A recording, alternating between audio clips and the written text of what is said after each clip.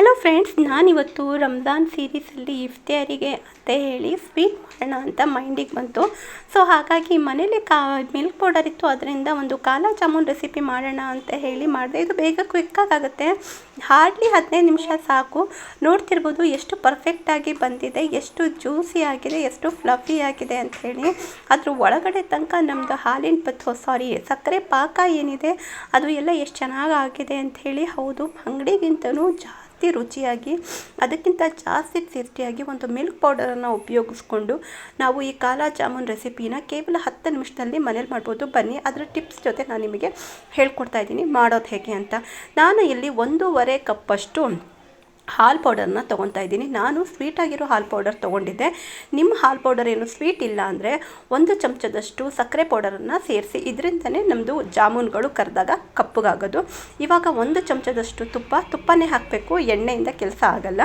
ಮತ್ತು 1 ಚಮಚದಷ್ಟು 1 ಚುಟಕಿಯಷ್ಟು ಉಪ್ಪು, 2 ಚುಟಕಿಯಷ್ಟು ಸೋಡಾ. ಇದನ್ನೆಲ್ಲ ಫಸ್ಟು ನೀರು ಹಾಕಿ ಕಲಸೋಕ್ಕಿಂತ ಮುಂಚೆ ಇದನ್ನು ಹಾಲು ಪೌಡರ್ ಜೊತೆ ತುಪ್ಪನ ಮಿಕ್ಸ್ ಮಾಡ್ಕೊಳ್ಳಿ. ಆಮೇಲೆ ಈಗ ನೋಡ್ತಿರ್ಬೋದು, ಸುಮಾರು ನಾನು 4 ಚಮಚದಷ್ಟು ಅಷ್ಟೇ ನಾನು ನೀರು ಹಾಕಿರೋದು. ಅದು ಹಾಕಿದ ತಕ್ಷಣ ಬೇಗ ಮೆಲ್ಟ್ ಆಗಿ ಸ್ಟಿಕ್ಕಿ ಆಗುತ್ತೆ ಅಂತ ಹೇಳಿ ನೀವು ಹೆದರ್ಕೋಬೇಕಾಗಿಲ್ಲ. ಹೌದು, ಹಾಲು ಪೌಡರ್ ಅಲ್ಲ, ಹಾಗಾಗಿ ಸ್ಟಿಕ್ಕಿ ಆಗುತ್ತೆ. ಈ ಥರ ಆದಮೇಲೆ ಜಸ್ಟ್ 2 ಚಮಚ ನಾನು ಮೈದಾ ಹಿಟ್ಟನ್ನು ಹಾಕ್ತಾಯಿದ್ದೀನಿ. ಗೋಧಿ ಹಿಟ್ಟು ಸಹ ಹಾಕ್ಬೋದು, ಬಟ್ ಮೈದಾದಿಂದ ಅಂಗಡಿ ಥರದ ಟೇಸ್ಟ್ ಬರುತ್ತೆ. 2 ಚಮಚ ಸಾಕು, ಜಾಸ್ತಿ ಬೇಡ. ಅದನ್ನು ಹಾಕಿ ಕಲಸಿ. ಹಿಟ್ಟು ಸ್ವಲ್ಪ ತೆಳ್ಳಗೆ ಕಲಿಸ್ಬೇಕು, ಅಂದರೆ ನಾವು ಚಪಾತಿ ಹಿಟ್ಟಿಗೆ ಏನು ಕಲಿಸ್ತೀವಲ್ಲ ಅದಕ್ಕಿಂತ ಸ್ವಲ್ಪ ತೆಳ್ಳಗಿರಬೇಕು. ಸ್ಟಿಕ್ಕಿ ಇರುತ್ತೆ, ಬಟ್ ಹೆದರ್ಕೊಳ್ಳೋಕೆ ಹೋಗ್ಬಿಡಿ. ಅದು ಒಂದು 10 ನಿಮಿಷ ರೆಸ್ಟ್ ಕೊಟ್ಟರೆ ಅದು ಕನ್ಸಿಸ್ಟೆಂಟಿ ಸರಿ ಆಗುತ್ತೆ.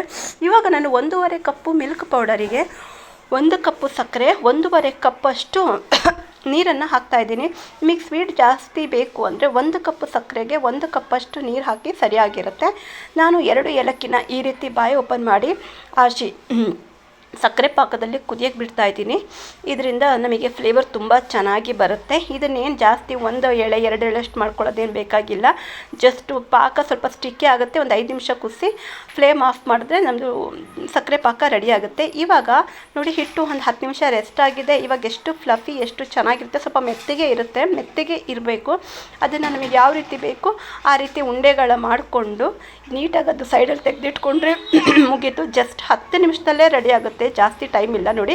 ಆದರೆ ಉಂಡೆ ಮಾಡಬೇಕಾದ್ರೆ ಕ್ರ್ಯಾಕ್ ಬರಬಾರ್ದು, ಆ ರೀತಿ ಉಂಡೆ ಕಟ್ಕೊಳ್ಳಿ. ಆಮೇಲೆ ಲೋ ಟು ಮೀಡಿಯಮ್ ಫ್ಲೇಮಲ್ಲಿ ಎಣ್ಣೆ ಜಾಸ್ತಿ ಕಾದಿರಬಾರ್ದು.